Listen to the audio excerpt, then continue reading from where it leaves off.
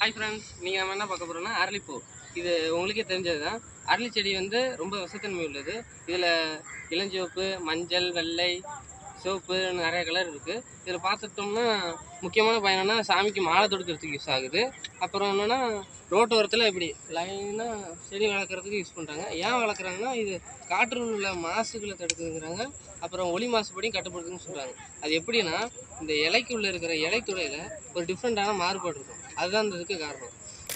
செடி வந்து ஒரு அரண் போட்டு ஒரு கட்டையை போட்டு கட்டி அழகாக வளர்த்திங்கன்னா சேஃப்டியாக இருக்கும், பார்க்குறதுக்கும் அழகாக இருக்கும். இப்போ கேரளாவில் ஒரு நியூஸ் வந்திருக்கு. இந்த பூவை தீர்த்தத்தில் கலந்து கொடுத்ததுல 2 பேர் குடிச்சு இறந்துருக்காங்கன்னு சொல்லியிருக்காங்க. அப்போ நம்ம என்ன நினச்சிருப்போம், இதோட காயில் தான் அதிகமாக விஷம் இருக்குன்னு நினைப்போம். இது காய் இல்லைங்க, செடியிலேருந்து தண்டு, வேறு, இலை எல்லா இடத்துலையுமே விஷம் தாங்க இருக்குது. முன்னாடி வளர்க்குறப்ப குழந்தைங்க வீட்டில் நிறையா இருந்துச்சுன்னா குழந்தைங்க வந்து இந்த பூ இலையெல்லாம் பறித்து வாயில் வைக்காத மாதிரி ஒரு அரணை அமைச்சு பாதுகாக்குங்க. நீங்கள் நன்றி.